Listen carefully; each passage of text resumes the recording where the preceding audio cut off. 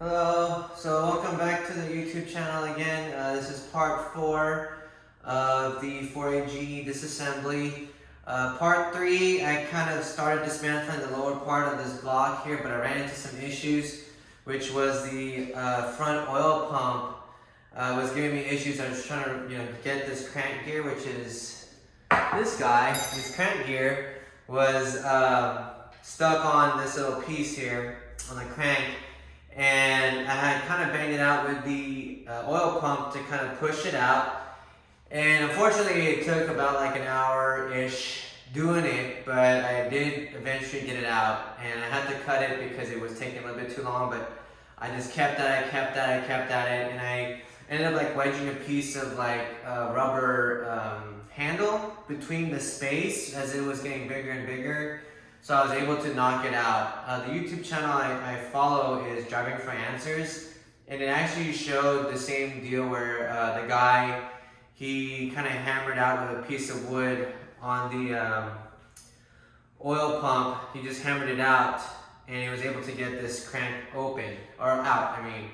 And I did look up on the service manual how to remove this, and all it just says, remove crank gear pulley. And I'm like, okay, well, it doesn't show you like use a special tool or anything like that. It just says remove it. So I just saw Driving for Answers YouTube, and that's how he did it, and that's how it worked for me too. And that's how I did it on the past rebuild too. And I didn't have any, I guess, hard issues compared to this guy. This guy was actually, maybe you can, I'll show it to you here. But it's pretty like, I guess you can kind of see here, that's kind of rusted inside here, kind of gunky. So that's what happened, was it just got caked in gunk and stuff over the years, and it was just really hard to remove. But thankfully, I was able to remove it and move on. But by that time, it was like already, midnight. So, and I had work, so I had to, go to bed and get ready for work the next day. So I called it a day. So I'm going to show you what it looks like right now here, a better view, and show y'all here. All right, so I was able to get the oil pump out by hammering it out, and this is what it looks like. And this is like the newer 4AG 7-rib block. So there's actually, I think, more reinforcements and stuff. I noticed like I have these dowel pins here too, which I can probably remove, I'm not sure, but don't want to mess with it right now. And then this is what the crank looks like. Looks pretty clean and no scoring or no any issues that I noticed here. And I noticed that the newer 4AGs have this type of multi-pin or multi-side nut here. The older 4AGs with the 7-rib and 3 ribs had just like the hex type of nuts, just like the main bearing caps here. So, which is on the con rods. So this is, I can tell that this is the updated one or the newer 4AGs, because the con rods have that little multi-point socket like the timing pulley has, or the timing tensioner pulley. And then what I have to do next is just remove this back part, the rear main seal. It's like these small little 10 mil nuts here. I think there's about like 8 of them, but you basically, make them loose and then remove the nuts, and then you can remove this. But I'll probably remove this with the crank, just because unfortunately I can't probably pull this out just because of this engine stand. But once you remove the nuts, then you can actually pull this out together with this guy here. So yeah, that's pretty much it.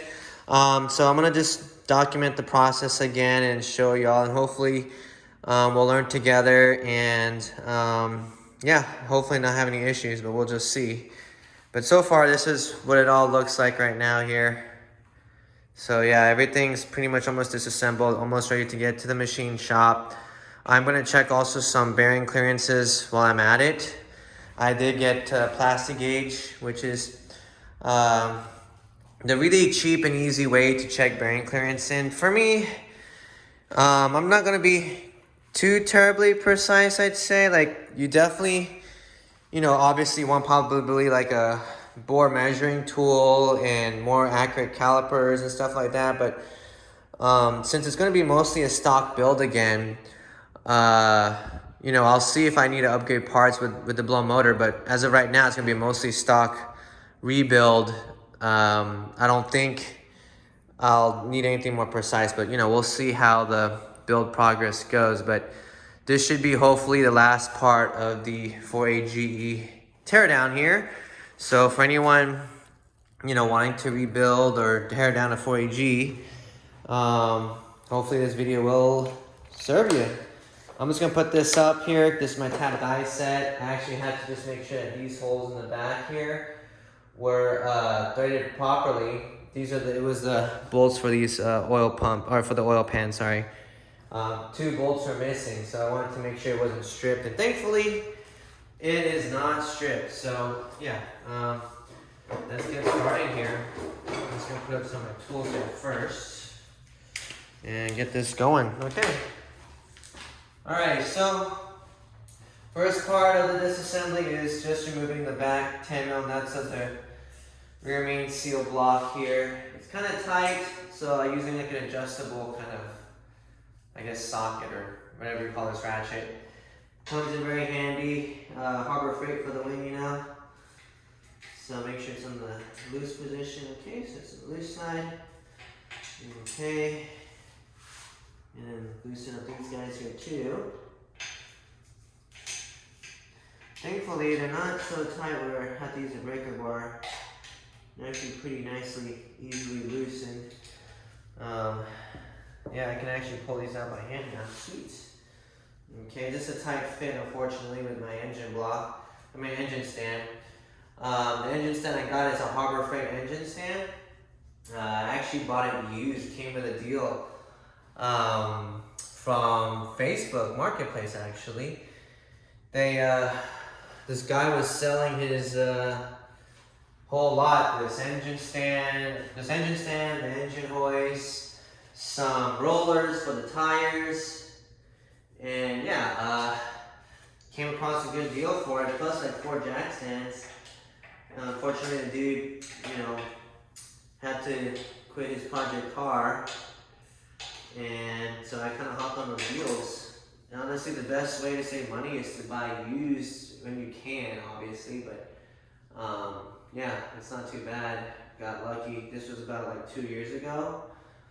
Yeah, and I was looking at my old photos when I was building my 4AG that blew up, unfortunately. And I actually got it running, and I rebuilt it myself, but I actually got it running October 2019. So almost a good year and a half. The motor was running good, and it was mainly a track motor. Like, it's stock rebuild and everything, stock internals, there was new rings and bearings, and the machine shop cleaned it and made sure everything was still good. And yeah, braking was not too hard, and I started tracking it every month. And it's been everywhere with me, like, you know, all the tracks around Texas and Houston and California and all those good places.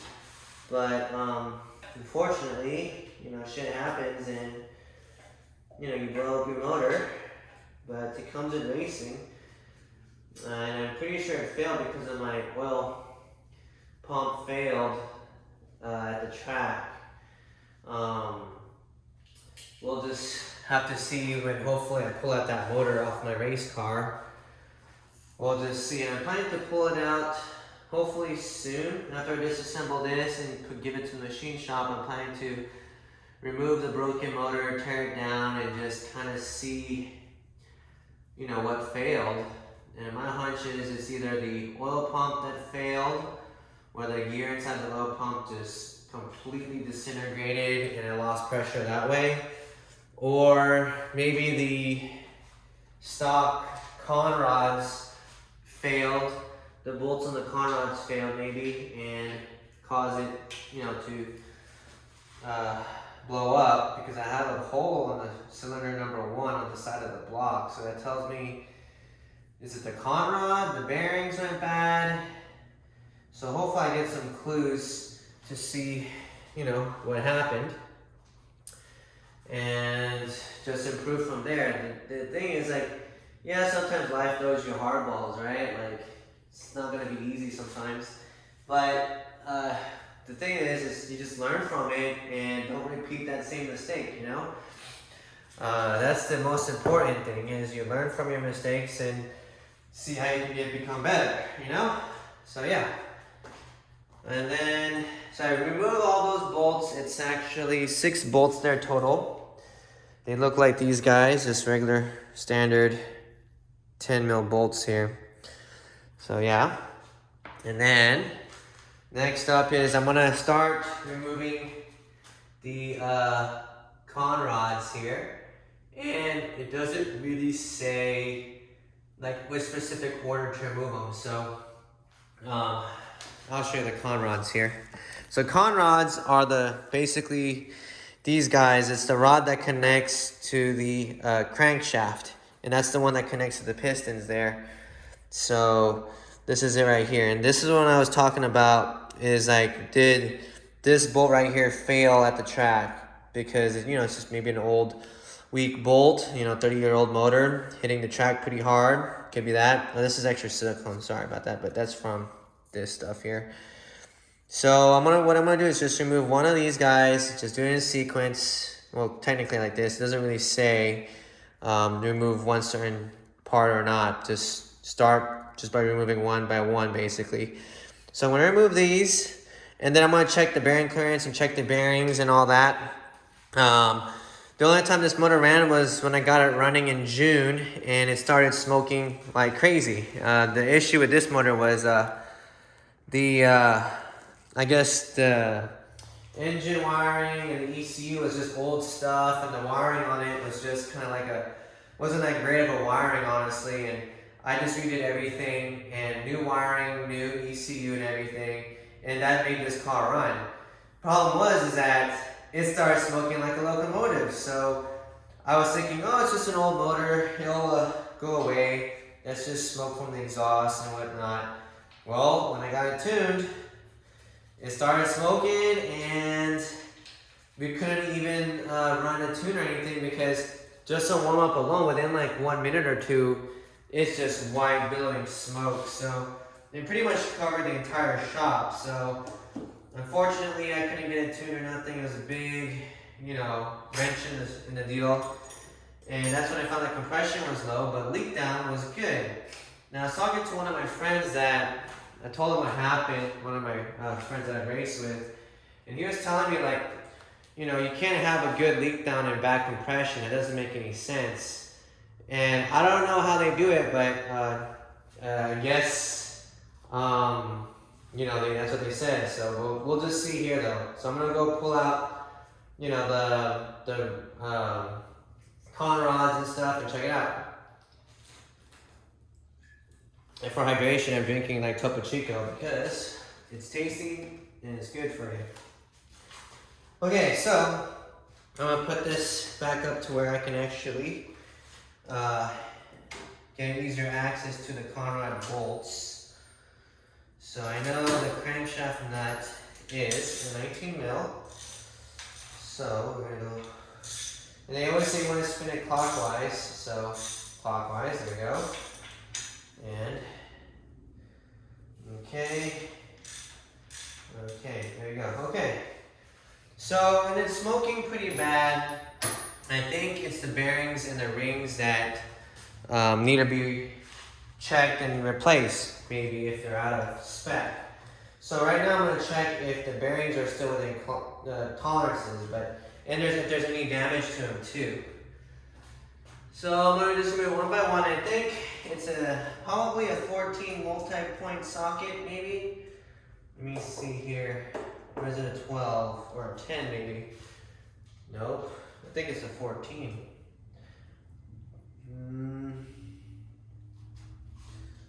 Yep, it's a 14 multi-point socket, which is this. It's just a standard multi-point 14 socket here.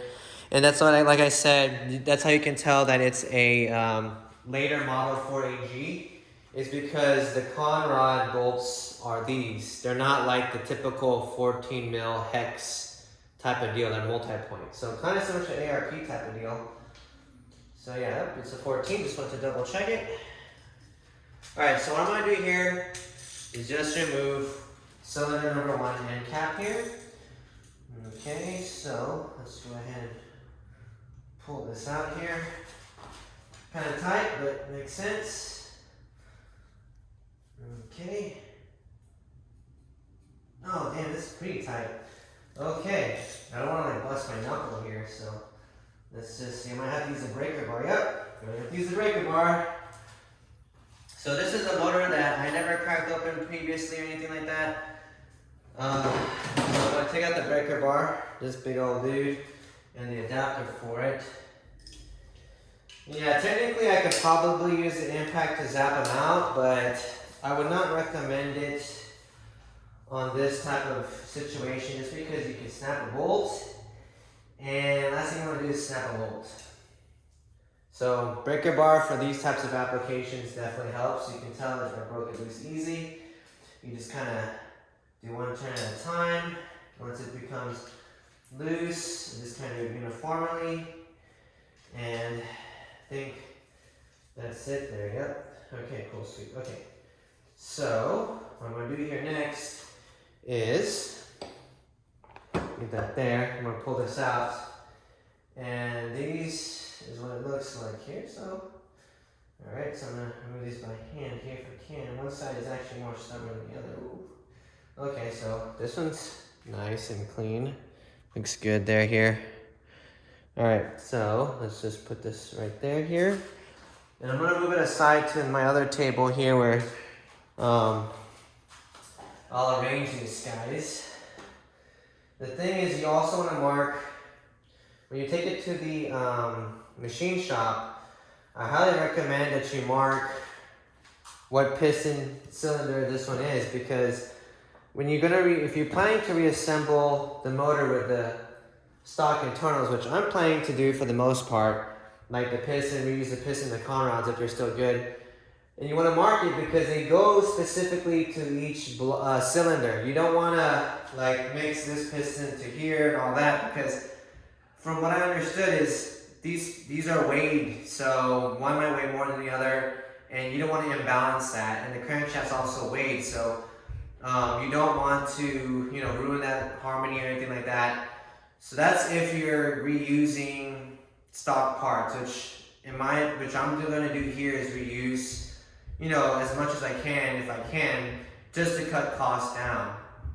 This isn't going to be like, you know, a 200 HP, 10,000K revving motor. I just want it just to be reliable so I can beat on for many more years, hopefully more than a year and a half. So yeah, maybe along the line I'll probably will rebuild it again, but right now it's gonna be mostly stock build. So yeah. All right, so I'm gonna look at the manual, and the manual says, I'll show you the manual here too. This is my manual here. So the manual says, using a plastic face hammer, lightly tap the con rod bolts and lift off the connecting rod cap. So keep the lower bearing inserted with the connecting rod cap. So that's what we're gonna do. And this is what we're gonna check is, oh, my wife's here, okay. So anyways, just ignore that. She's busy doing some stuff, just like me. But anyways, we're just gonna have to tap the plastic face hammer on here, and then that's it there. So let me adjust this here so you guys can see better here. If I can get it to go here. There we go. And just trying to do this one by one here. Sorry guys. Gonna just mount this closer here, just so you guys can kind of see what's going on here. Okay, so that's a good view. Shoot, yeah, it is a good view. Okay, so I'm gonna go ahead and tap the plastic sides of this here, or with a plastic hammer, which I have a big old rubber mallet kind of deal here. So I'm gonna do that here. So just tap this sides here, the rods here. So, oh, look at that, it came off real easy. Look at that. And then you just wiggle this guy out. And then we're just gonna see what they look like here. Okay. Oh, there's some scoring here, a little bit scoring, but when I run my hand through it, I don't feel anything bad. But what I can tell is, I think they inserted this bearing wrong because there's this little cap here, right? This oil galley, and it's blocked. So that tells me this is probably replaced at one point, but they inserted it the wrong way. So let me try popping this cap and show you if there's an oil galley here. Let me just double check here. There might not be actually. Let's just see here. If I can pop this open, shoot. I don't know if I can. The other side was actually easy to pop off. This one's kind of hard. Oh, there we go. Okay. All right, so never mind. There's actually no oil galley here. So we're actually good here. Woo! Okay. So this is good. No oil galley, as you can tell here. So that's a good thing. My other one, I could have sworn there was an oil galley for the pistons, but I guess with different style pistons, you don't need it. It just depends on the design. So yeah. Okay, so go like this here. And you always want to make note of the, it goes like this here. There you go. Of the orientation, right? So when I pulled it out, it was like this. So I pulled it out like this. So basically this part right here is kind of like the front side, okay? This is like the one that's facing towards the front of the car. And then, so it goes like that. And this one right here, you can tell by the way this is designed, is this part right here is facing towards the rear. So you always want to make sure of that too. You always make note of the orientation of all this stuff, because there's all these little details you always have to make sure of, and that's with any car really. So yeah, that's pretty much it. Let's just go ahead and check the tolerances now. So this, yeah, this feels pretty decently good. I'll have the machine shop check it, but to me as visual inspection, looks pretty clean, nice clean crank and everything. So what I'm gonna do here is put plastic gauge here. So let me get that plastic gauge. Put that over here. And get that going here. So this is like the plastic gauge I'm using here. I bought this on Amazon for like $5 and it seems like a good bit here, I think, hopefully. I'm just gonna double check the clearances, make sure that they're still within spec, and if I have to go to the machine shop, I can always double check what it was before and after. So yeah, let's do that here. I'm just gonna go ahead and just remove this here and get this going here, hopefully. Nope, don't want to. You want to be very, very careful handling this. You don't want to bend it or probably shouldn't do it over the block. Okay, so here we go. This is it. And so they have the clearances and all this. This is what I used last time to check my clearances. And it's just basically a small piece of small piece of wax that you put over the bearings or anything that you need to check clearance on. And yeah, so I got different sizes here too, so that's cool. They came with extra stuff. Okay, so I got 2007 inch to 6007 inch clearance range, and then you got something that's a little bit smaller here, which is a little bit more for more tighter clearances, 1007 inch to 3007 inch. They also have it in millimeters too on the other side, so that's good to know. I'm gonna be using this one for this. Because the clearances, let me check here, is, let's go ahead and I'll take this one with me here together so we can go check it out here. So the clearance is, let's just see here. Go down, we're gonna go see. Let's see here. So standard clearance is, let's see here, it's like 0.0008, so to 0.0021 inch or 0.02 or 0.05 millimeters standard. And I'm pretty sure these are standard bearings probably. I don't think anybody replaced it. I thought someone did replace it, but just because looking at this oil galley, but it was actually like that, supposed to be like that. So yeah, we'll go ahead and get that going here. and I'll show y'all how I do it here on this side here. So that's my little deal there. I'm gonna go put it right here. All my tools, I'll put this in for a second. Okay, and then I'm gonna cut a piece of plastic here. See if I can just pull one out. Let's see if I can. Gotta do it very carefully.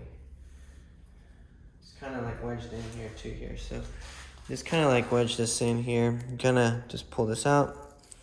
There should be a piece of plastic. You see that there's a little piece of plastic here? Or a piece of wax, I mean not plastic, but a piece of wax there. It's pretty small, but that's the one that you use to lay on top. So you just cut a little piece off of it, and then I want to make sure that what I'm going to do here is kind of clean up the rods, just to make sure that the plastic doesn't fall off or anything weird like that. So I'm going to do that right now here. I have like this type of like paper, gauze, I guess, from the hospital. Actually kind of helps. They kind of throw these away, so it's like kind of a shame if, you know, you don't use them. So yeah, I'm just doing like this here just to clean it. But yeah, you can kind of see the bearing clearance or how the bearing looks like. It's honestly not too bad. Like, I don't see any copper on my M3 with 50,000 miles. I was seeing copper, and it was terrible. So this looked way better than my M3 bearings. And yeah, and with that, it was actually kind of expensive too. It wasn't cheap to replace the bearings, but at the time I didn't know how to do it. And honestly, the BMW, it's kind of too dangerous for it. So I'm gonna cut off a little piece here. I'm probably gonna just measure this here first, but pretty much you kind of want to cut enough piece where you can just lay it across here. You want to avoid like this oil galley just right here, right in the middle. So that's how you want to do it, okay? So we'll do that right now. We'll cut off a little piece here. Let's do that here.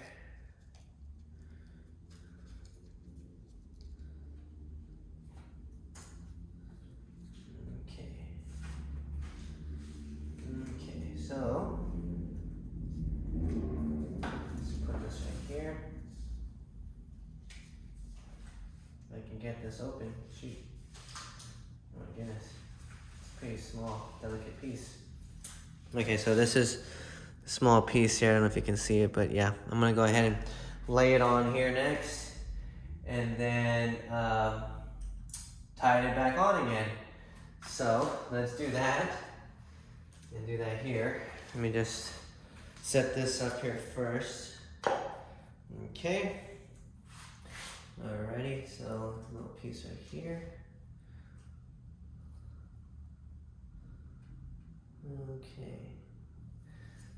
Okay, so let me show y'all what I did here on this side here.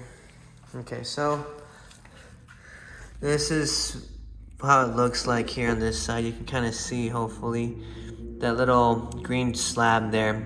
Basically, I'm gonna squeeze it, and it's gonna give me like the measurement clearance here. So let's get that going here.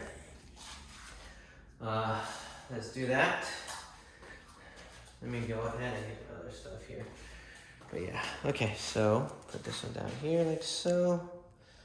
All right. Okay. So I'm just gonna read up here again. All right, so you torque it to 36 foot-pound, and it said do not turn the crankshaft. Okay. And it says align the punch marks on the rod and cap, install the torque nuts alternately in 2 to 3 passes. Okay.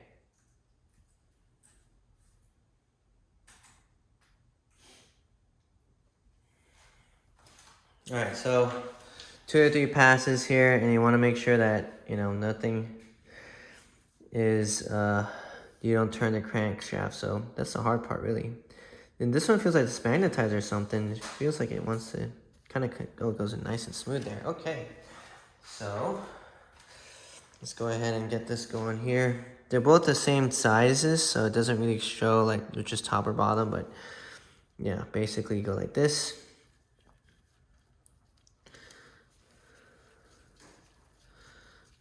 Okay. And when you assemble this dry, or when you assemble this from the machine shop, you want to put lube on it, or oil basically on the threads there. Makes it a lot easier to do. Okay, so what I'm gonna do here is do it in passes. Here I'm gonna get my torque wrench here and show y'all how it's done here. Let's do that here. I'll show you how it's done. Okay. So I'm gonna do probably like 10 pound and 20 and then 36 here. So this is my little Tecton torque wrench. So actually I'll do like 15, 20, then 30. So here's 15 foot-pounds. So I'm gonna do that here. So 15 right there. Okay. And yeah, so 15 foot-pound. Okay. I will do that. That's moment of truth here. Let's do it. It's been a couple of years since I've done this, so, but hopefully no issues. Moment of truth here. So 15 foot-pound. So first 15 foot-pound here.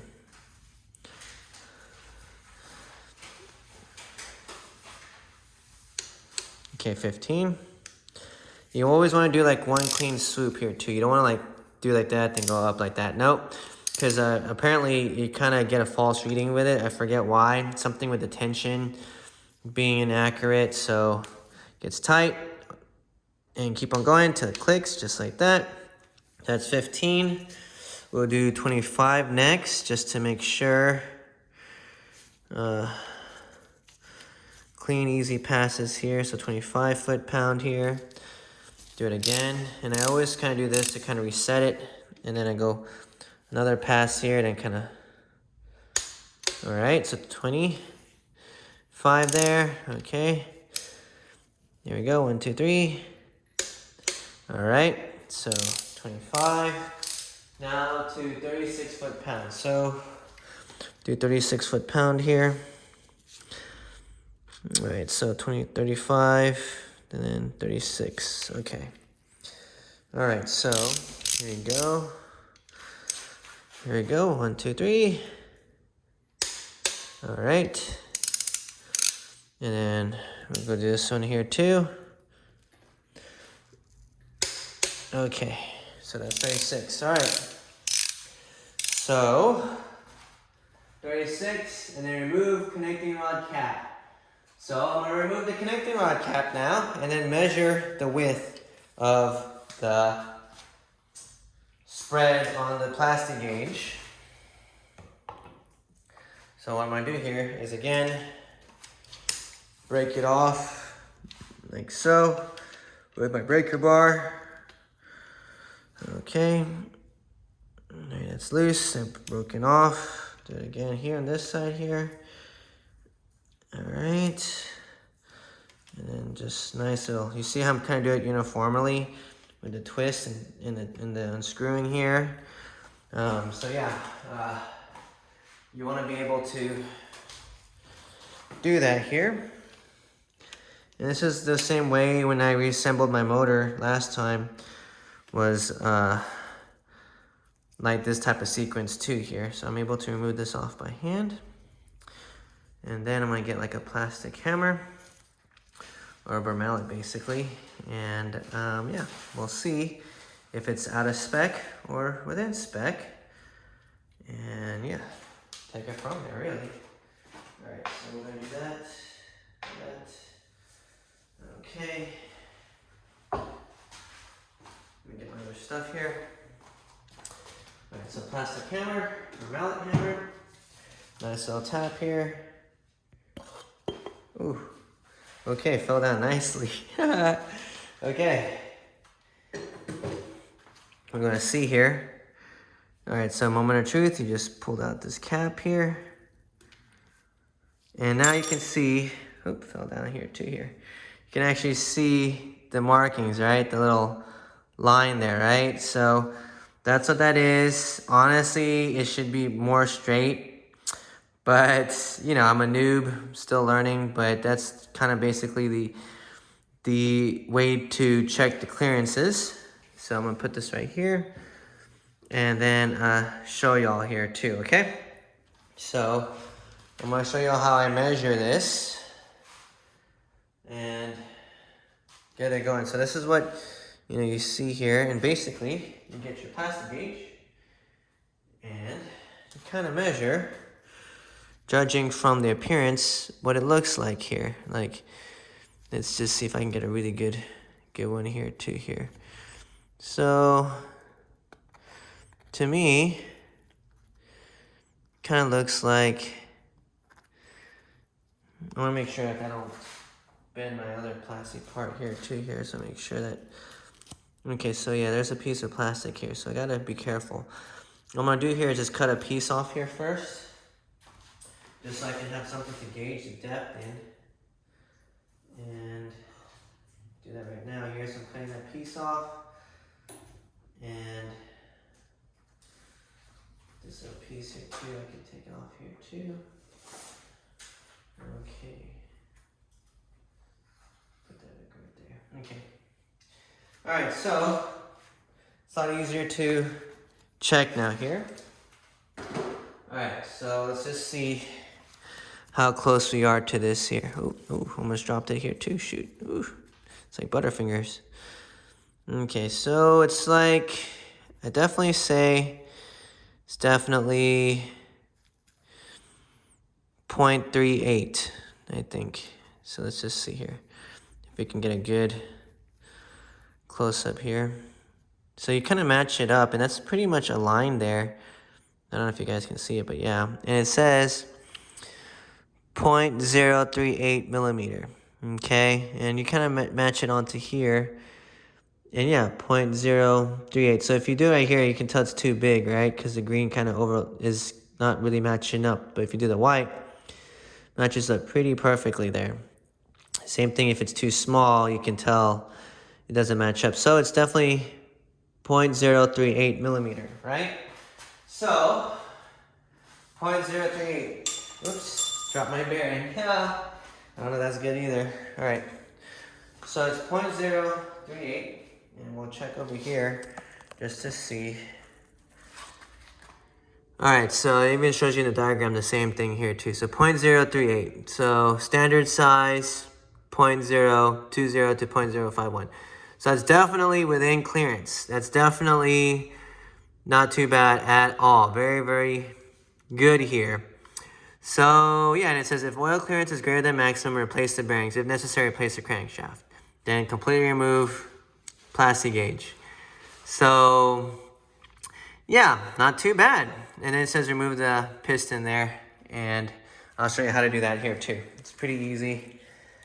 So what I'm gonna do here is just make a note with a Sharpie marker, the clearances, just so I can remember what they are and make note of it, because when I take it to the machine shop, hopefully it doesn't change. So 0.038 right there. I'm gonna write it down here on this little piece of paper. I'm gonna do like cylinder number 1 here. Good thing I have this little paper here, but I'm gonna do like number 1. Let's see, con bearing here. Bearing, so 0.038 millimeters. Okay, so this would be number 1 here for con rod bearing. So con rod 0.038, and we'll go ahead and just cut this off here. Yeah, it's kind of hard to do with one person, but yeah. Let me just go ahead and show y'all how to remove the piston here too. Alrighty, so again, I'll drink a Topo Chico again. Okay. Alright, so removing the piston. Okay, will do. I will definitely do that right now. So, as you can tell here in the piston that it's actually kind of dropped a bit here when you kind of hammer the I guess it's a bolt on the rod there here. Let me see if I can get a flashlight here. Oh, here's a flashlight. Let me get you that here. So you can tell it kind of went down a bit here. And when I hammered out the little rod end here, right there you can see. So it kind of dropped a bit. And basically just push it out with your hand and should pop out underneath here. So yeah, that's it there. Let me go ahead and get that here for you. Yeah, so my wife's with me. She's in the garage. She's doing some schoolwork too. But yeah, it's actually pretty cold here, or at least in Houston, kind of had a cold front, so it's not too crazy hot inside the garage. All right, so it's a little bit hard to push up just by hand, right? And you don't want to be pushing it and the thing drops. You want to be able to catch it. So what I'm going to do here is use this back end of the hammer and push down on the little rod bolt here, on the con rod bolt, and just push down, and it's going to slowly come out. And here we go. This is piston number 1, okay? And just want to inspect it here. And this is the one I was talking about. Like, this is the one that has like this little hole for the oil galley. You want to make sure that that's not covered. And you can tell in this one, it's not. And apparently, I guess on the top part, bottom part of the con rod of the bearing, like right here, let me show you. There is no oil galley hole. So you're okay. But some of these pistons, you want to, make note of those types of stuff. And like I said, they have these orientations to show which is, front and which is the back. Well, this is the front. This is facing the front of the motor. And then this one right here, this design back here, this part is facing the back, okay? So make note of that. And let me show you the orientation here too. It's gonna probably spill some oil here, but let me just show you real quickly. This dot right here, I don't know if you can see, this dot. This one shows it's facing towards the front part of the motor, okay? You wanna make note of these types of stuff here. That's with any motors. You always wanna make observation of these types of deals. So here's the rings. I'm actually gonna check the ring gap on these, just because since the car is smoking, it's probably maybe the rings are bad and need to be replaced. And this is a newer 4AG because they have these types of wrist pins. They're not the press-on type. This is kind of the floating pins. And the older 4AGs, like mine, the one that broke or blew up, had the press-on type of pins. So this is, I believe, the 40 mil con rod to the 20 mil or 42. Let me get my caliper tool just to make sure, but I think this is a 20 mil, I guess, top part here, the piston here, and this con rod here is a 42, I believe, but let's just double check. I'm gonna go ahead and check it out. Oh, and I wanna show you all first also the bearings here. It doesn't look too bad at all. Obviously it's kind of worn a bit. It's still within clearance, but what I'm gonna do here is definitely probably get new bearings though, just because it's already out. You might as well just replace it, but at least since it's still within clearance that the most likely the con rods and the crankshaft is still good. So that's important because I am planning to reuse as much as I can within spec and tolerance. And the stuff that are kind of worn or that failed on me on my last track or being so track abused, I'm gonna replace those, okay? But yeah, this is it right here. And you can actually punch these bolts out too, but I'm not going to. I'll probably have the machine shop just mess with it. I'm just glad that the motor, at least cylinder number 1, is within clearance. But I'm gonna do that for all of the motors here. I'm just gonna reassemble this guy back, which if you guys wanna see, I can show you. I'm just gonna move the camera real quickly over here to this side here first, so y'all can see here. Let's move it on this side here next. Okay, move it right here. Okay, just like so. Okay. Alright, so let's go ahead and put this all back together. Okay. So, like I said, you want to like make note of the orientation. So this is obviously the front part of the car going this way, of the block, front going this way. So I'm going to put this right here where cylinder number 1 is, this facing the front. And then I'm going to assemble the conrod here, too, or the conrod part here too, with the bearing here also. Here, if I can just, I don't know where to put the other bearing now, shoot. Oh shoot, where did I put the bearing now? Oh man, now I lost the bearing. That's what happens sometimes when you film things live, right? Like, it happens. Where did I put it? Where did I put it? Shoot. Okay, well that sucks. Alright, let me just find it first here. I know I put the bearing here somewhere. I don't know where to put it though. That's the problem. I put it here. Oh, here it is. Woo! Okay. So, you can tell the orientation, it was already like this. I'm going to wipe this off too. You want to wipe off the plastic gauge here also. The orientation is like this here. And we're going to do it for the rest of the deals here. We're going to check the clearances and all that good stuff here. You're going to clean as much as you can, but obviously I'm probably not going to use this. And you always want to check the back parts here too, and it looks not too terrible. Same thing with this, but you know, we'll see what the machine shop says.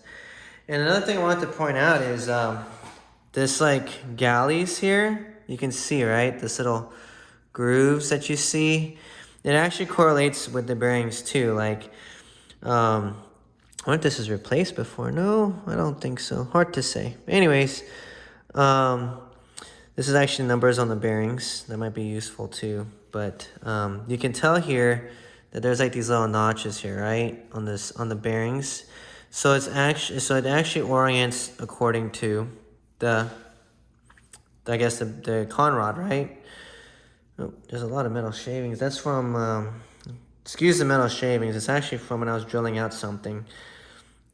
It's not actually from the motor. But anyways, which probably wasn't a good idea, but oh well, here we are now. But it's going to be cleaned anyways.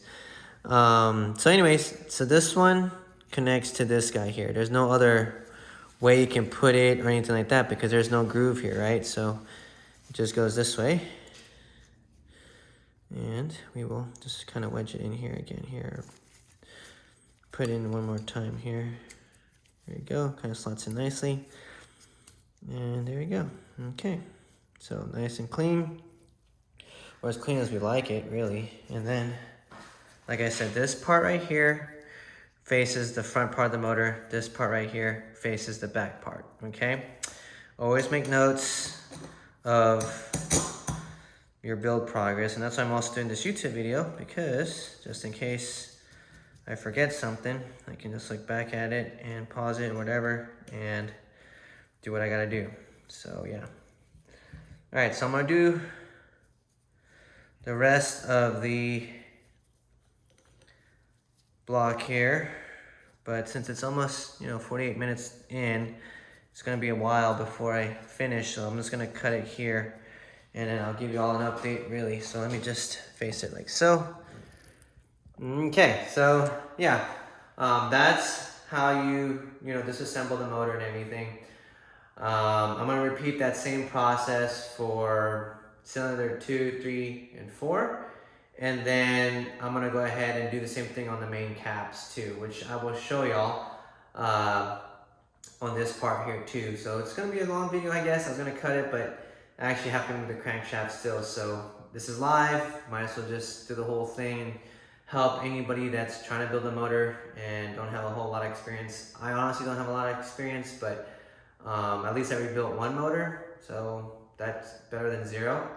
But anyways, I'll move the deal here and show y'all here too. Okay. All right, so I'm gonna move over here again and we will start to assemble or disassemble this deal here too here, okay? All right. Okay, so let's just do it here. Okay. Alrighty, so there we go. Move this kind of closer to y'all over here on this side here. Okay. All right, so I removed this one. Let me go ahead and clean this one off here too again with a plastic gauge. And hopefully the process will go a lot faster. Honestly, brake clean also is gonna work. So let me get brake cleaner here too here. Brake clean always works. So I'm just gonna clean this up here a bit. Okay. Alrighty, so just like that, she is clean. Okay. Hooray. Okay. So let's go to the other. Let's go to cylinder number 2 now. Alrighty. Cylinder number 2. Okay. Just gonna adjust my torque wrench here real quickly. Oh, I'm 10% battery. Let me charge it up real quickly too. I'm gonna get the charging cable and everything so y'all can see this and hopefully you'll learn something with it too. So I'm gonna go ahead and put my battery pack right here. Okay. Yeah, I got this Jackery 150, which definitely helps a lot with portability. Use it on my camping trips too and all that good mess. So I'm gonna get my ratchet here again. And then get the 19 mil socket. And let me get the 19. Alright, so this is the tightening part here. So I'm gonna go move this guy up next. Okay. Right here. All right, there we go. There. All right, so use the breaker bar again. Break this off. Let's get that 10 mil multi-point socket. And again, like one sweeping motion here. Just break it off. There we go. That's it. Kind of tight, but it works. All right, there we go. Do it again. Do it again here. And I'm disassembling the motor too, mainly because I do want to save money on labor. Obviously the machine shop can do this. If you want to take it to the machine shop and have them disassemble it and have them rebuild it and all that good mess, most definitely you guys can do that. But sometimes if you look at the labor cost, it's almost the same as a new motor or I would definitely say a new motor, like if they're available. Like unfortunately this 4AG, they don't make them anymore, so it's very hard to find a new motor on a 4AG. So when you do find a used one, they're asking a lot more than what it costs to sometimes rebuild the motor, even with the machine shop doing it.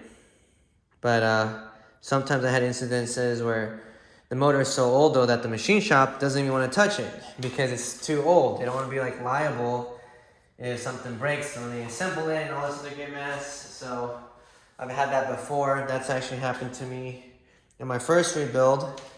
Well, my very first rebuild, technically, yeah. Where this one machine shop, I'm not gonna say the name, but they didn't want to rebuild my motor for me. I was gonna just drop it off, have them fix it. But they didn't feel comfortable doing it because it was too old. So I was like, okay. So I started learning on my own. So I can tap this here. And you're able to wiggle this loose here. And let's just check this out here. So like I said, make note of the orientation. So this is the front, at least on the 4AG. And this is the back of the con rod here, the bottom one. And look at that. It's nice and clean. Crankshaft look nice and polished, which is great. And you can tell like the bearing is a little bit worn, but it's not too terrible. Like when I put my finger over it, Nothing catches on me or anything like that. So it's still smooth, just a bit warm. Definitely gonna replace them. But you can tell the clearances are pretty good though because the crankshaft is nice and polished. So that gives me hope that I can just probably hopefully just clean it, hone the block and deck it, and then reassemble it with just new bearings and hopefully not a whole lot left and new rings. So yeah. So what I'm gonna do here is just make sure that there's no oil galleys here too, and there's nothing here. So yeah, you don't have to worry about that part. So let's go ahead and clean this off, and put a little plastic gauge on here. And then we're gonna do the exact same repeat there. And yeah, take it from there really. Let's just see. Gonna do like this here. Okay. And I forgot to do though was I'll do it later, but I'll show you all next time. But make sure you put like plastic cover here when you pull out the piston off the block, because you don't want to risk scoring it with these guys. So just FYI. All right. So now let's get a piece of plastic gauge here, which got a nice piece here. Hopefully it's not too big. Nope, not too big at all. I'm gonna just place it right there, just right in the middle. Nice and even. There we go. Sweet. All right, so let's go ahead and set that up here and put on the bearing cap. Again, like I said, always make sure that you orient it right. So front facing this way, back facing that way. So next you just wanna, I'm gonna push the piston up a tiny bit here. There we go, okay. And the little thing is still there, the plastic gauge, hopefully you guys can see that. Put this like so here. So like here, there we go, nice and even. And I'm gonna do that pass where it's like 15, or yeah, 15 and 25 and 36 foot-pounds. And you always wanna do one sweep, don't do then like that, because yeah, I think it's, I was watching it on YouTube, right? Like YouTube, the best way to build a car, right? But technically, you know, YouTube has a lot of good information there, and so this one engine builder I was watching, he was saying about something about like the tension will be off on it and would be inaccurate. So I was like, oh, interesting.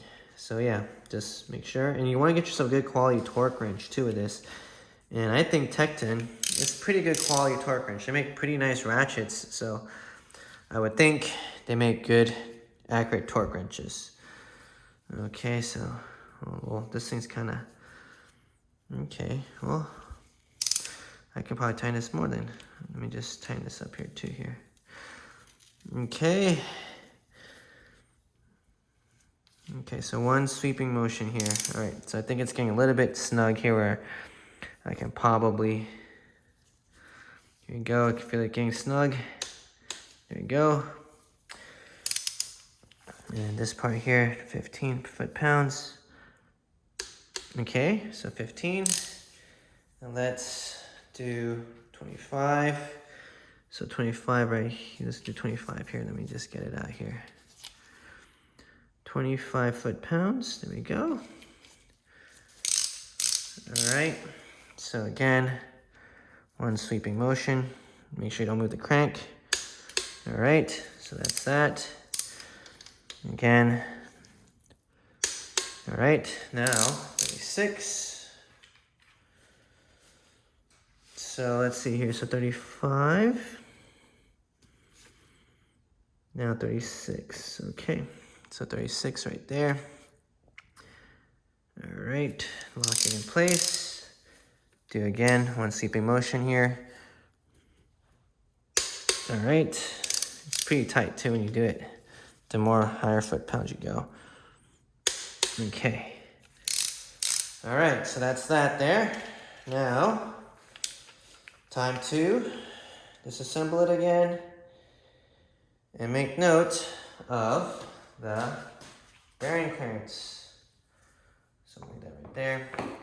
Get my breaker bar again. And set that up. And let's just see here. All right, so make sure the crank doesn't move. Okay. One sweep, and just kind of one sweep here. All right, so bam, bam, and all right, getting loose again. All right, here we go. Alrighty, so I'm gonna go ahead and put this back up again and set this up here. Alrighty.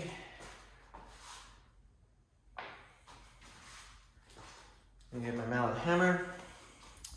Kind of knock it a little bit loose, just make sure it doesn't fall out completely. Just be gentle. Okay. Then take out the cap. There we go. And it's stuck to the bearing. Okay. That's the first. See, that's why we learn, right? Like, why did I do that? I don't know.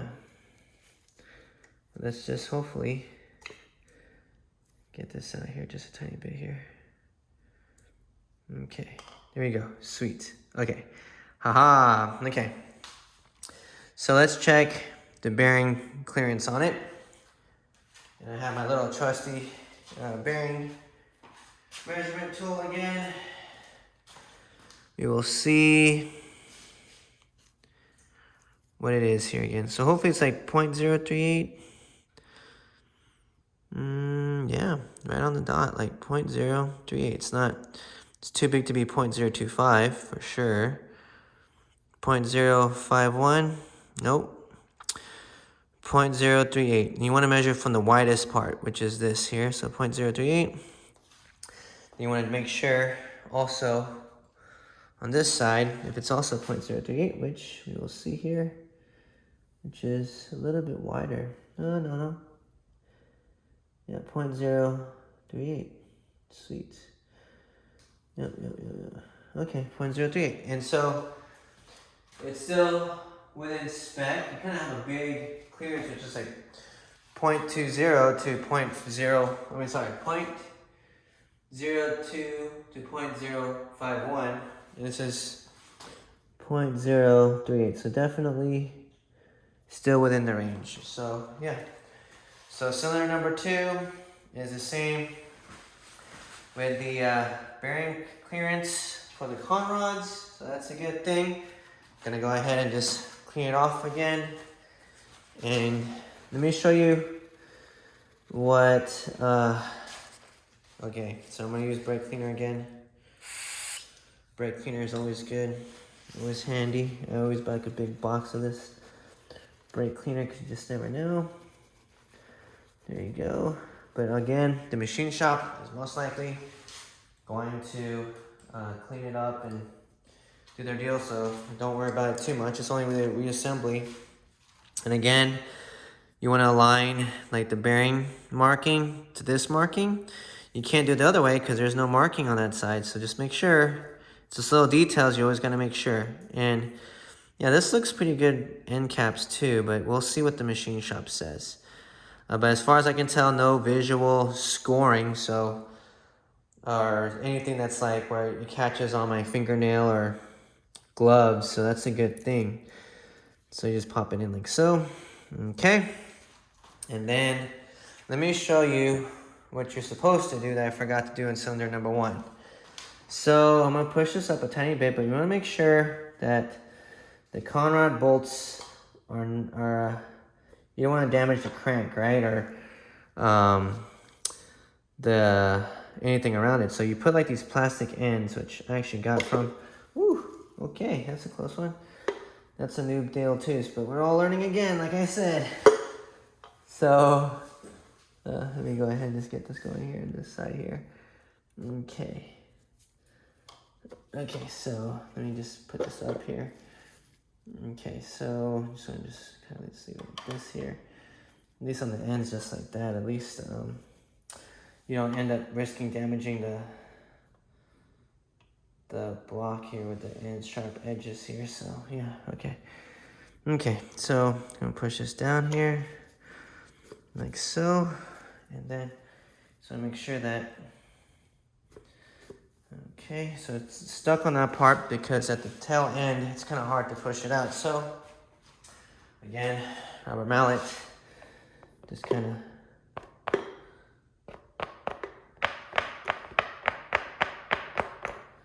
well, I guess the plastic caps does not work. Never mind. I don't recommend doing that then. Just be mindful of it so you'd end up not ruining the block here. I'm just gonna take it off. It doesn't work. My bad. As I said, we are learning. So just tap on the side here. And this side here. There we go.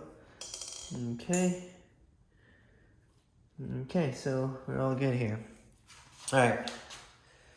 So just inspect it again. Looks pretty good, and the oil galley is where it's supposed to be. You can kind of see where it's supposed to be aligned to, which is great. It's not misaligned or nothing like that, so that's a positive. Piston looks visually good. So yeah, and this again, the front part with the dot facing this way towards the front. So I'm gonna go ahead and assemble the con rod again. And we'll make note of the clearance, which is cylinder number 2, 0.3 millimeters bearing clearance. So again, get my marker, and document number 2 is 0.38 here. So number 2.038 millimeter. And I'm actually gonna, get a nicer piece of paper and put a nice piece of booklet, but for this case, I'm just doing it real quick on the little piece of scrap paper I got, and then call it a day. So that's that.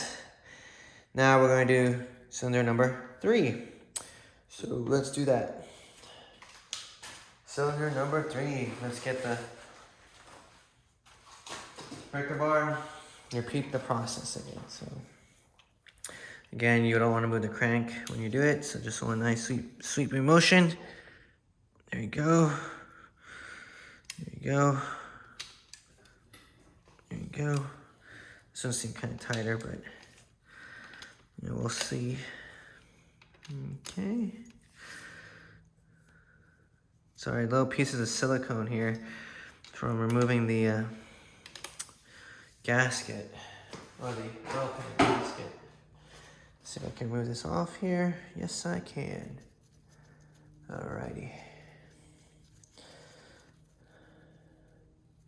And I was gonna get my caliper tool too. I was gonna measure this here too, because I think, if I can remember, it's the newer cranks have the 42 mil crankshaft, or the con rods. These are 42 mil. Let me just double check. I believe they made it more beefier than the 3 ribs and the early 7 ribs, because the early 3 ribs and 7 ribs had they're like lighter and less material, but they weren't as strong. So I know Toyota updated to make it stronger by adding more material. So this is at 0. Let's just see. Okay. Okay, let's just see here. I don't know if I can. Okay. And it says 49.96. So basically almost my rudimentary deal, 49.96. So 42 crank bearing. Let me just see here with the deal here too. Here, let's just see. Yeah, so 42. Give or take, it's 42 here. So let me just show you here. It's a 42 con rod here, 42.02, but yeah, close enough. So 42 and here, so it must be I think an 18, I believe it's an 18 wrist or pin, whatever you call it, but yeah, so at least I know it's an updated crank because it's the bigger, it's thicker than the 3-rib cranks and the early 7-rib. And the motor that I did blow up was the early 7-rib block, so it had actually the 3-rib internal. So the mains are the same size as the 3-rib and the early 7-rib blocks. The big difference is the conrods are this part here basically, yeah, the conrod sizes are bigger, so more material in the crank than the early 3 ribs and early 7 ribs and early 7 ribs and early 3 ribs block had the smaller conrod here, so it's like a 40 millimeter. This is a 42 right here, so more mass, so stronger, and probably more durable too. So yeah, that's how you can tell. Hopefully I didn't confuse you with that, but yeah, it's actually kind of like 12 midnight, so we're getting there. But I'm doing it for y'all and also for me, so I can pause and stop it and just make sure I orient him right. Okay, so let's take a look at here. All right, so this doesn't look too bad either, but obviously, so no scoring, nothing like that there here, so that's good. I mean, I see some markings, but it's not like terrible. And the crank looks pretty clean and nice, so that's a plus. So let's go ahead and check the clearances again on it. Make sure it's all within spec too for cylinder number 3. And let's get a piece of plastic gauge. All right, so there's probably more very accurate ways to do this. I'm pretty sure there are. But for a mainly relatively stock rebuild, this will be just fine. So the plastic gauge is hella cheap. Only pay like $6 on Amazon for 2 plastic gauges. So I just lay it right here. So that's it right there. Can I see it? And then let's go ahead and put this back on here. Okay. Again, orient it front this way, this back. So I'm gonna push this guy up here too a little bit here. Just make sure that, there we go. Okay. Front here, all right. Okay. All right, so main caps on again. Do that here.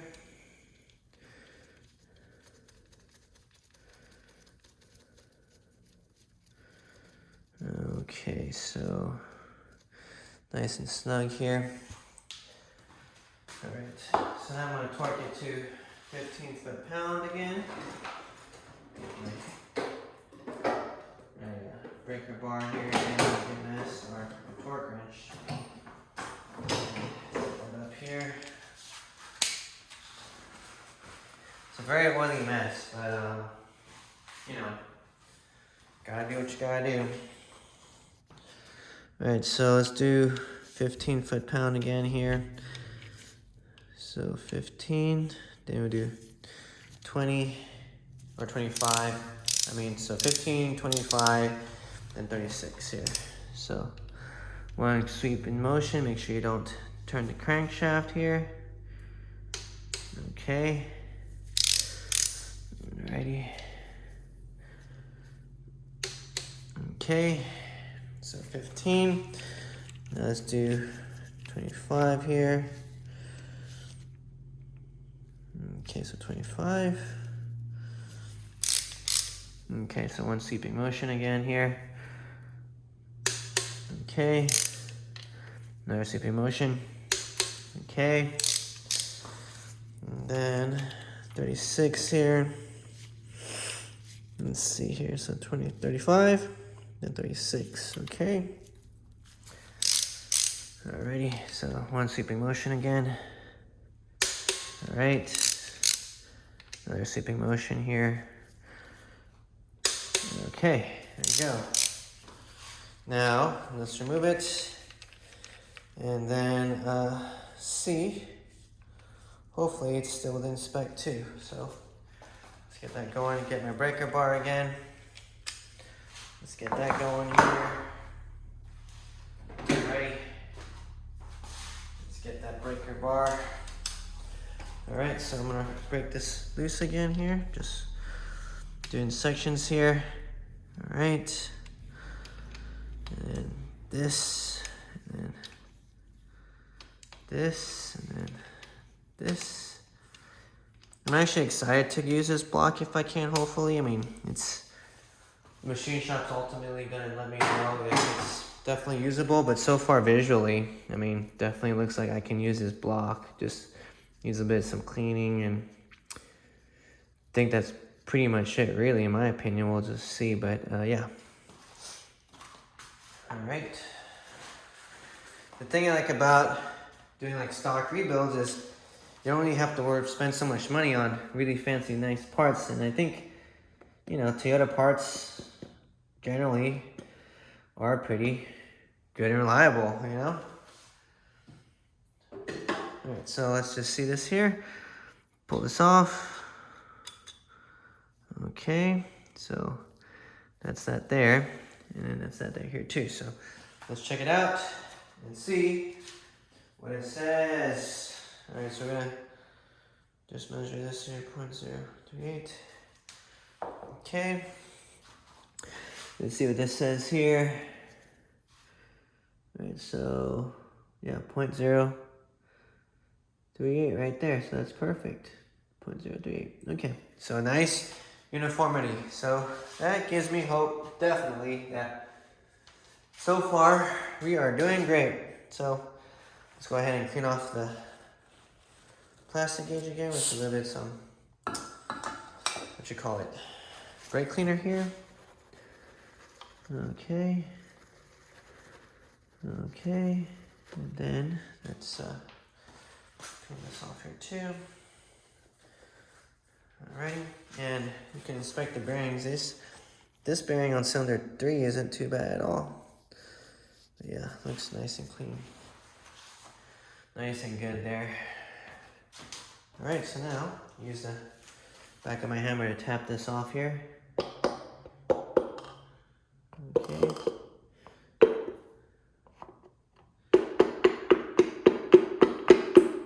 Okay. Okay, so this is cylinder number 3 here. Again, another thing I wanted to point out is you can tell like the piston orientation. This one also has like an arrow pointing forward. So also make note of these types of stuff here, like the little arrow right there, so you can see it there. And then again, looks like the oil clearance or the little bearing with the hole is aligned perfectly, which is good, because there's a drain for the oil and all that good stuff to get in. So yeah, all right, sweet. So I'm gonna go put this on 3 here and make a little note, 0.038 again, and yeah, get that going there too. So yeah, and I should like maybe start like an H6 shop, just specializing in rebuilding motors and track stuff, you know? You don't see many H6s do grip events, let alone, you know, do wheel to wheel. Very, very thankful and lucky that, I wouldn't say lucky, but I'm very, very fortunate that, you know, I'm able to do this, wheel to wheel racing, and do it, you know, amateur racing at its finest, you know. Very, very glad I can. But it comes with a lot of sacrifices. Like, racing ain't cheap. Like, I know the amount of money I spent on racing. I could probably, you know, soup up my Tesla, put TEs, body kit, probably get like a really nice car, like a Porsche even maybe, or, you know, a nice M3 or M4, and not track it ever with the money I've spent total on just racing for the past, you know, 6 years. Technically, I've been tracking for 4 to 5 years. I don't remember anymore.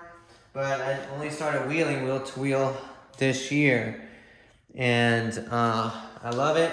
I don't think I'll change it for anything else, but you know, it does cost some money, and I do have to make sacrifices like not modding the Tesla, or, you know, not modding the Land Cruiser so much. You know, Land Cruiser mods I have to kind of put on hold. I was going to buy something with the Land Cruiser, but, you know, this happened. So, all right, so last piston we're going to do now. So let's go ahead and just remove that here. Just break it loose. There we go. And she tight. She really tight. Okay. Okay. Okay. Okay, so she's loose now. And yeah. Okay. Let's go ahead and remove these guys. Okay. Do that there here. All right, so there we go. Looks nice and pretty. All right, and then a little tap of the hammer. Just make sure it doesn't fall out. Okay. All right, so looks pretty decently good here too. Pretty nice and clean, I'd say. Okay, so yeah, this one looks pretty good here. Obviously it's worn a bit, but nothing too bad. Yeah, I don't feel any cavities or scrapes or abrasions here, so that's good. Let's do this guy here next. But yeah, I'm probably gonna replace the bearings just with fresh ones, just because, yeah, they're in spec, but you know, while you're in there, might as well just remove it, you know? So let's go ahead and get another plastic gauge here and set that up here for us. There you go. Okay.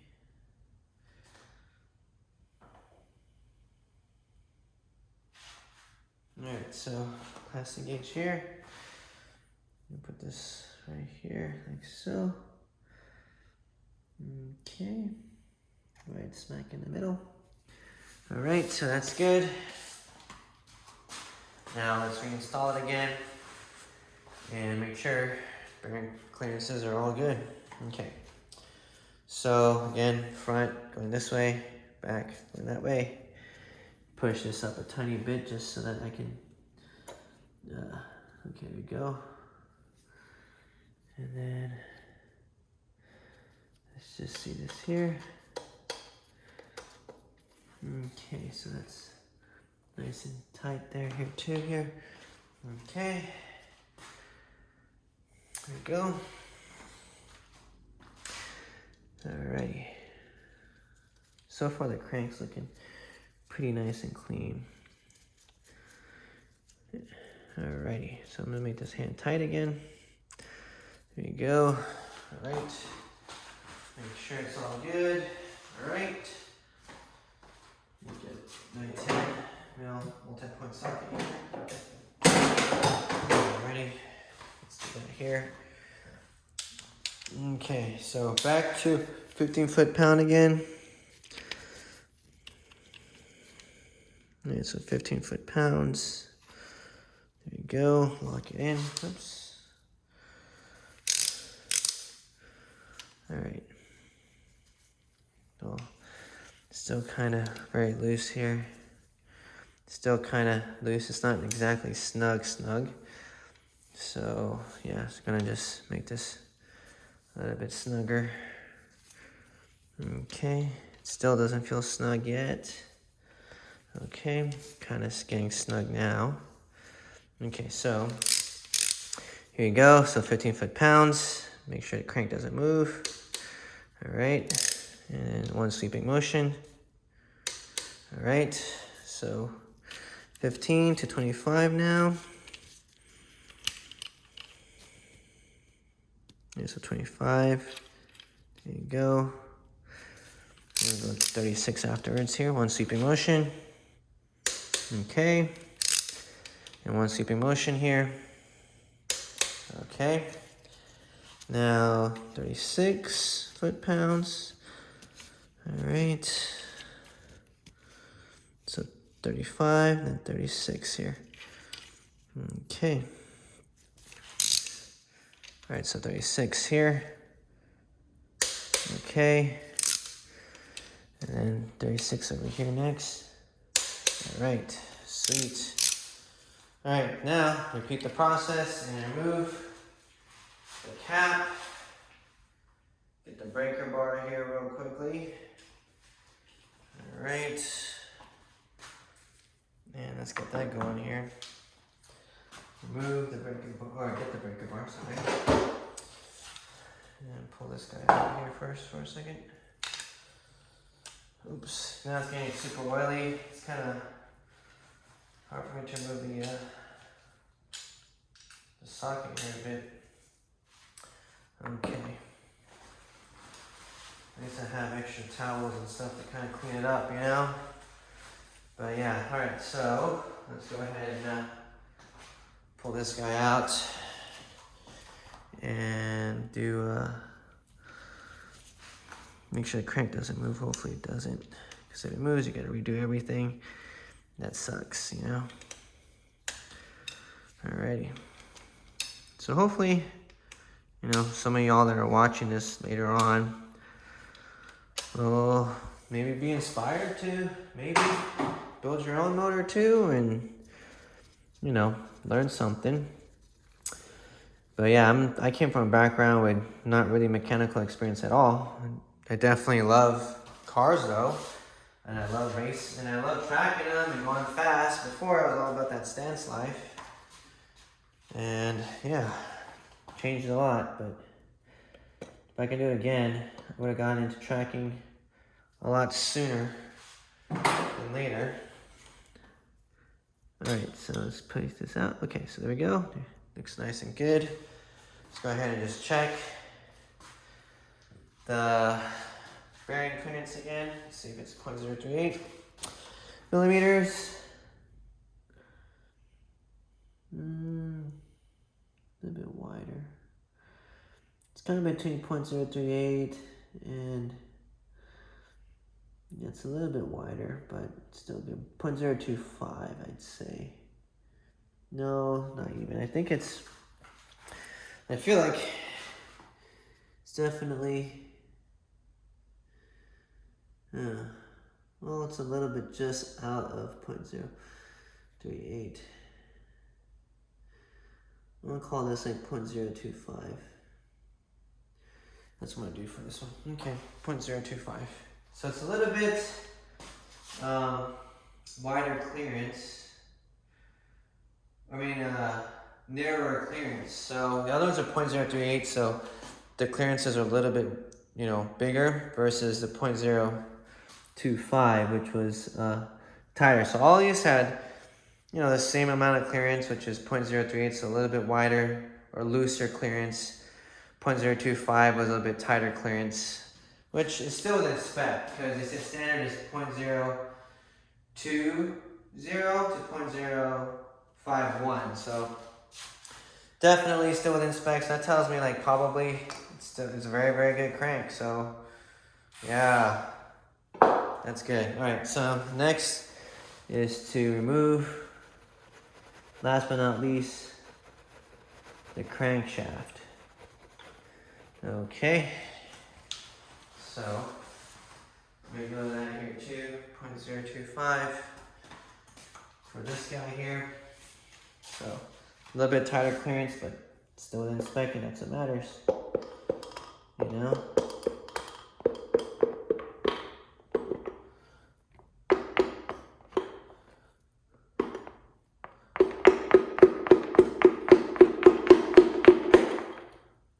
Okay. All right, so again, just inspect this here. It looks decently good here. Don't see any signs of copper, and it feels pretty good, and the bearings are installed the right way too, so we're good there here. I'm gonna go ahead and put this guy up again and make sure that we are good here. All right, so this is cylinder number 4, 0.025. I'm gonna go ahead and just mark that down here with 2 here, just to be on the safe side. 0.025 here, so you just wipe off some of the excess oil that I got here. So let's see here, 0.025 is a sharper marker. I'm gonna go ahead and just mark this down here to 0.025. So number 4, 0.025 in millimeters. Okay. Alright, so that is that. Okay, let me drink some more of this good old Topo Chico because it's thirsty. It's already midnight, 12:31, midnight here. Did it all for y'all here. Okay, so it says remove the bearing clamps here. So let's go ahead and check this out. All right, let's just see here. I can figure this out here. All right, so it says remove the bearing caps of the lower bearing and thrust washers, so we'll do that. And there's a sequence to remove this here too, so let me just show y'all here real quickly also. Here in my little deal here. Well, actually I'm just gonna leave it right there. I'll just tell y'all here. So you have to gradually loosen and remove the bearing cap bolts in 3 phases in a numerical order here. So 3 phases total. So 3 passes to remove it. So it's basically you're loosening it from outside to inside here. So it's so the sequence is like 1, 2, 3, 4, 5, 6, 7, 8, 9, 10. Okay, so that's how it goes. I'll double check again here. So yeah, basically, yep. So it's the same thing here. All right. So yeah. So yeah, 1, 2. Let me just get it closer here. Yeah, 1, 2, 3, 4, 5, 6, 7, 8. Yep. So it's basically So 1, 2, 3, 4. No, sorry. 1, 2, 3, 4, 5, 6, 7, 8, 9, 10. Okay, and it's just 3 equal passes. So what I'm gonna do is probably like quarter turn passes. You know, like do this like half a turn, and then half a turn, and then half a turn, that type of deal. And I think they are the 14 mil, but these are hex types. So I'm gonna use like a hex type of bolt here because it'd be a lot easier and nicer here. So let's do the 14 mils here. And the reason why you do that, I guess uniformity, is because of you don't want to, I guess, put more stress on the crank on one side and possibly bending it. That wouldn't be too good. So this is a 14 mil. So I'm gonna do like this here basically, and just do like one whole pass here. So 1 on this side here, so half a turn just like that, or quarter turn basically. That's what I'm doing right now, just to make sure that I break them loose. So 2, quarter turn, and then quarter turn here basically, here 2 here. So 2, 3, and then 4. And then 5, and then 6, and then 7, and then 8,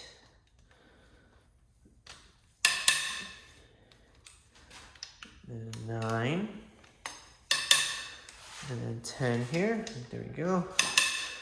Okay, and then another nice pass here again, starting from 1. So 1. I did a whole quarter turn, half a turn now because it's a lot easier. So now this time it's instead of 1/4 turn, I'm doing like half a turn. So yeah. Okay.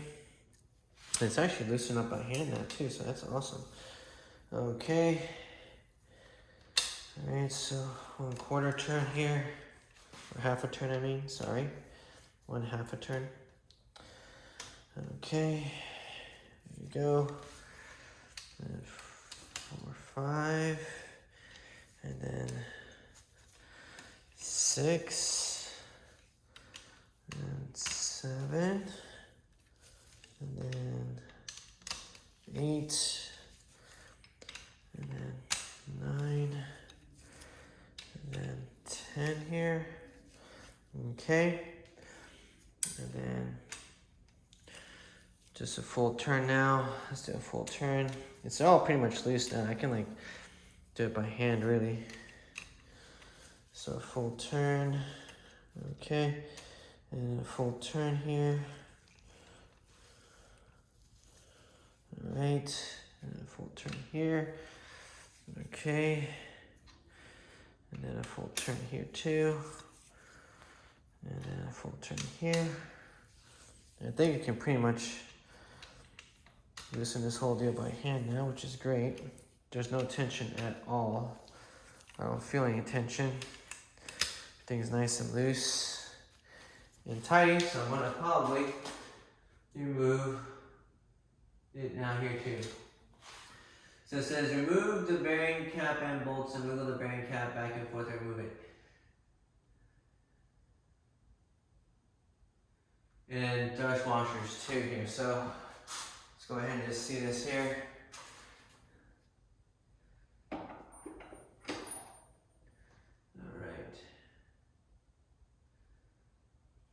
So let's just see here. So keep the bearing cap. Okay, so yeah, let's do that here.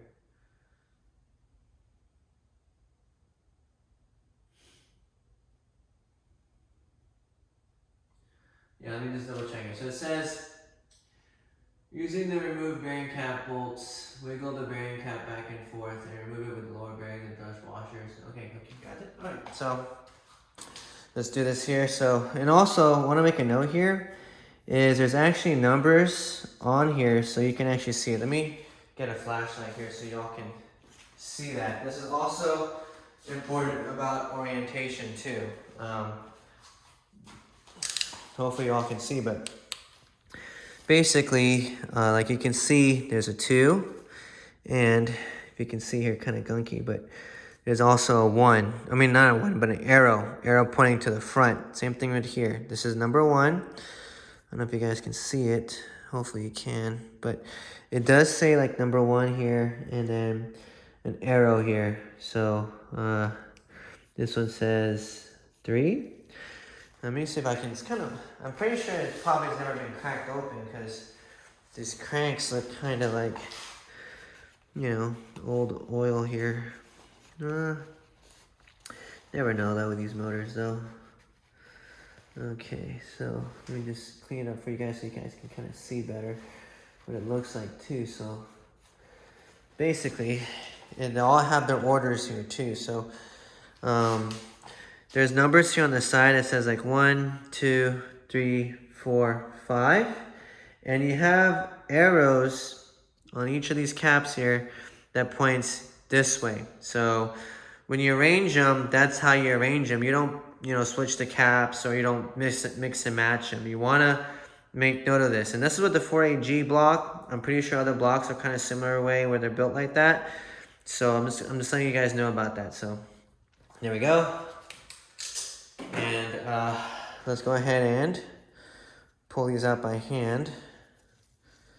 And then you guys can access the crank. And then that's it, really. That's all she wrote. So I'll do that here for y'all. So basically you loosen it up. And then you can actually, yeah, this is all loose here too here, so yeah. Okay, cool. So I make sure, okay, cool. Yeah, they're all good here. Sweet. I'm just gonna loosen these guys up a bit more just to be on the safe side, just because I just don't want to cause any issues. Let's see here. It's kind of a little bit tight, but it's okay. Let me go ahead and just get a 10. No, it's a, what is it, a 10 mil? No, it's a 14. Oh, okay, so 14 mil socket, which I'm gonna do here, 14 mil.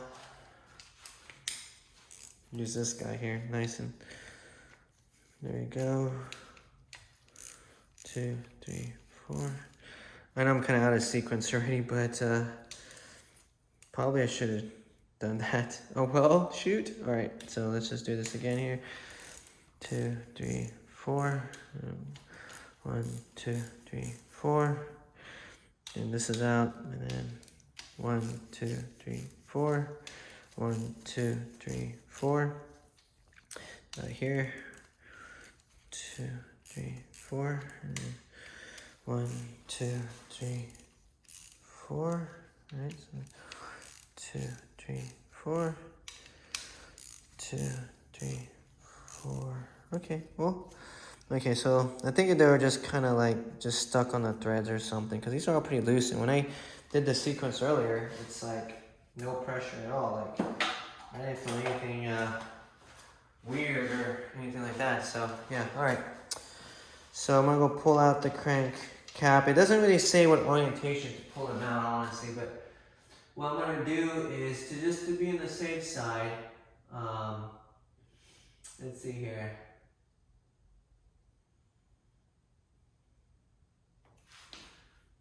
Just to be on the safe side, I'm just gonna pull it out like this one, then this one here. So outside to inside, and when you pull them out, you hold it like this here. That's what the manual says, and you just kind of break them loose. Supposedly, this is out like this. Yeah, it's tight. Oh, she's tight. There we go. So there we go. You're able to get one, and we just kind of look at the crank. Oh, oh, is there supposed to be? Oh, I guess this one. No bearings on this one, surprisingly. Oh, let's see here. Yeah. So I think this is like the strengthened version of the 4AG, I believe, or the. Oh, there we go. Okay, it was just stuck on here. Never mind. All right, so this thing popped out. I was kind of surprised. Like, why is there not crank showing? And man, I see this little pitting thing here. That's not good.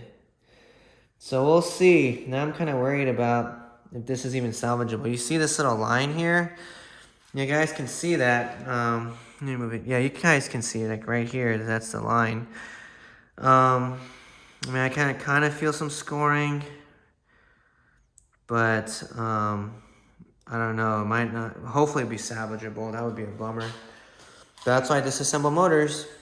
And you can tell here, like the little bearings are just not that great. Doesn't look too good. Okay. Well, we'll see.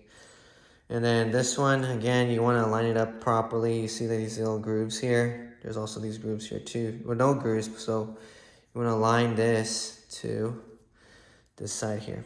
Okay. So we'll just see, you know, what the shop says basically, but yeah, kind of disappointed about it. But you know, it happens. Just gotta move on, move forward. That type of deal here. Okay, so what I'm gonna do here is or just arrange them right now here, so I know how they go in the block. Do the same thing here. Let's see what this guy says. So that's not promising on that side. I think the shop might have to maybe grind it down a bit, so I might have to use oversized bearings for the main caps. We'll see. But yeah, and honestly, disassembling a motor is a lot quicker, or in my opinion, a lot easier and quicker than reassembling, because you always have to like double check clearances all the time. This one's kind of hard to remove. Whew. Let's just see. Oh, there we go. There we go. Okay, so that's the last part here, and doesn't look too bad at all. It looks decently clean. Let's just get this rag here and let's just see. Okay, so it's not too bad. You can see there, it's just this one that kind of looked bad. So this is main cap number 5. So there's 5 caps here. I'm gonna go ahead and just put that right here, tail end here. And then go from inside to outside again here too. Sometimes I kind of ask myself, like, why am I doing this, you know? Like, I could probably case swap it and all that good mess. And I don't know, 4AGs are just, it has that character, you know? Every time I'm at the racetrack, people compliment how it sounds and stuff, and it's a unique sound, you know? Okay, it's just, they're all tight, but, you know, it works. This one has a little bit of some pitting too. Well, not pitting, but just some wear, so you can just see it here too here. So, yeah, you can see that there. Definitely going to be replacing the bearings, that's for sure.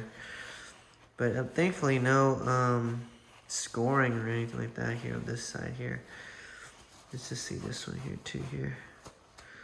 Okay, so no scoring there too. Okay, sweet. Okay, so they look decently good here too here. So yeah, I'm gonna just replace the bearing on this one, but it doesn't look like I can touch it or score it, or it doesn't feel scored. It doesn't catch on my glove or my fingernail, things like that there. So that's a plus.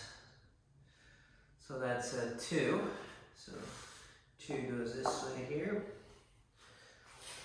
Okay, and then we'll go to 4 here, and again, we'll see here what it says. And then I'm able to pull out the crank and then call it a day, really. And that's how you disassemble a whole 4AG, you know? Not too bad. Okay, so just wiggle it here, like so. There we go. Okay. And not too bad at all. This is pretty, I mean, obviously it's kind of wearing out on some parts more, but I mean, it's not too terrible. You can tell it's always running on the top though. All right.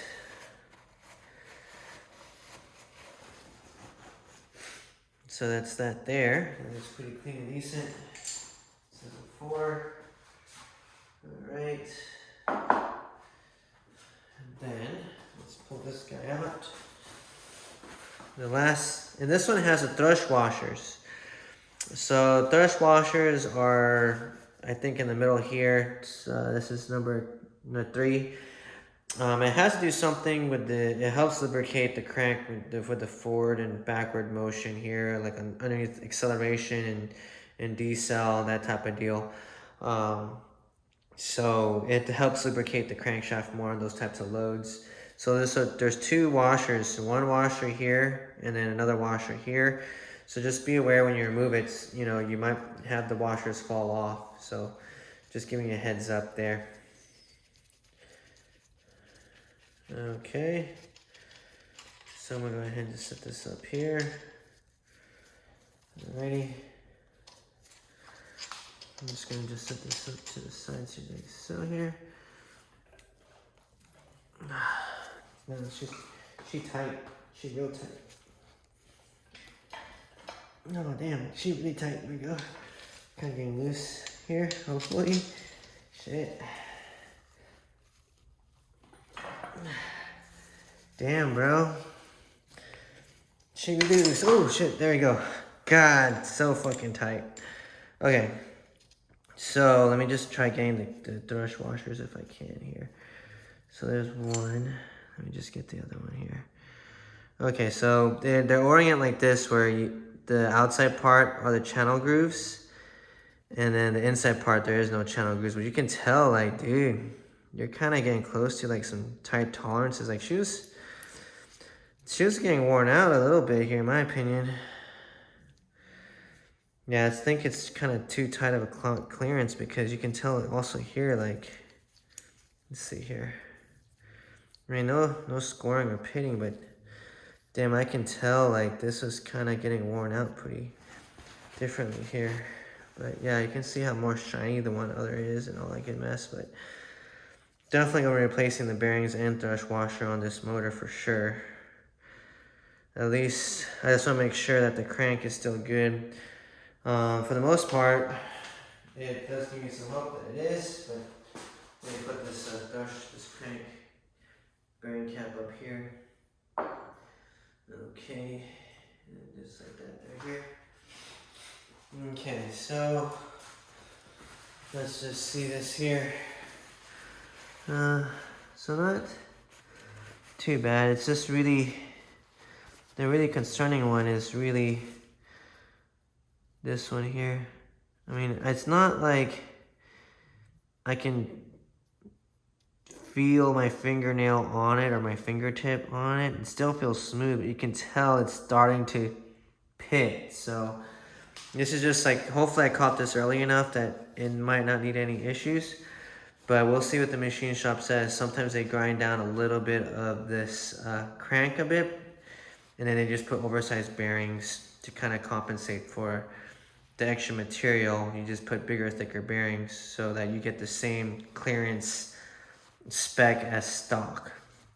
But we'll see. When you build like race motors or high performance applications with, you know, upgraded rods or upgraded, you know, bearings and stuff like that, you always want to double check the calculations of the clearances and all that. But that's, you know, for another video and all that good stuff. But this is, you know, basically how you disassemble the block. And next thing I do is just pull this out. This one is going to come with it because I can't, technically you're supposed to pull this out in the beginning, but since I couldn't because there's no space, I'm just going to pull it out together with this guy, and then that's it. So let's pull this guy out. 1, 2, 3. Oh yeah, she's on there good. Like I said, sometimes there you go. Okay. Oh, never mind. You can actually pull this out real nice and good here. Okay. Oh damn, look at that. The ring is just annihilated. Look at that. So the gasket of the rear main seal was leaking already. So yeah, all right, sweet. So one more thing to replace, but or at least I got the engine rebuild kit, gasket, whatever. I'm gonna order that once I get it okay that, you know, at the shop that it's good. And then so I pulled that out, and thankfully the bearing on this, let's just get like a little rag here. Let's just see. Okay. I think, yeah, so this one, I can kind of feel some pitting too. God damn, dude. Okay, so this one, I'm pretty sure, we'll see. I have a feeling that they're going to have to grind down the crank and stuff. I am going to take it to the machine shop, have them overlook this, and just see. Tomorrow I'm going to pull out my spare block. I mean, not my spare block, but my blown motor, and see what failed.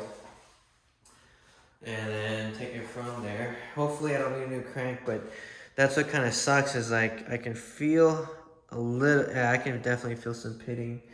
A little bit of pitting here. Tiny bit. But hopefully it's salvageable. We'll see what the experts say. And then I can kind of spin this around, and it spins nicely though. Spins nice and good. Woo. All right. Yeah, spins good though. Doesn't feel weird. Okay. All right, so we pull this guy out. She heavy though. This crank is probably one of the heaviest parts here. So yeah, so be careful. You don't want to drop this. They're all counterweighted and everything, so you want to put it in a special spot here. Let's put it over here somewhere. Let's put it on this side here. Let me just move this here. Okay. Alright, so let's go ahead and just set this up here, like so. Okay. Alrighty. So, and you can actually see the oil squirters on these oil on the late model of 4AGs, so it's kind of cool to see that. Toyota did that to kind of cool the pistons underneath race applications, or at least underneath high stress. I shouldn't say race application, but high stress, you know, cool the pistons when it's revved up higher and all that good mess. Does it actually work? I guess, you know. I don't think there's any like real world tests to prove it, but you know, it's a cool little upgrade. And you can tell here that, you know, she hella worn. I think she was due for an overhaul for sure. The cranks, the bearings do look worn. More worn than others, like this side here. But yeah, you can tell that she was probably due for an overhaul. It'll be interesting to see what my blown motor looks like compared to like the bearings, and see what it looks like after like, you know, 1.5 years of just straight up tracking it. Sometimes it's one of those things where like, since you track a lot, it's like you might have to overhaul the engine more, or yeah, but it looks pretty decently good here. But anyways, let me go ahead and just flip this upside down here, and I think that'll be it. Let me just set this up here, flip it upside down. Probably gonna spill some oil here, but who cares? Alrighty, there you go. Okay, let me just set this up here. There you go. Alright, so let's go put this on here. So let me just show you the whole deal here with my table here. It's crazy. Let me go ahead and just put this one up here. I'll put everything up here soon, but yeah, it's already almost 1 o'clock in the morning, and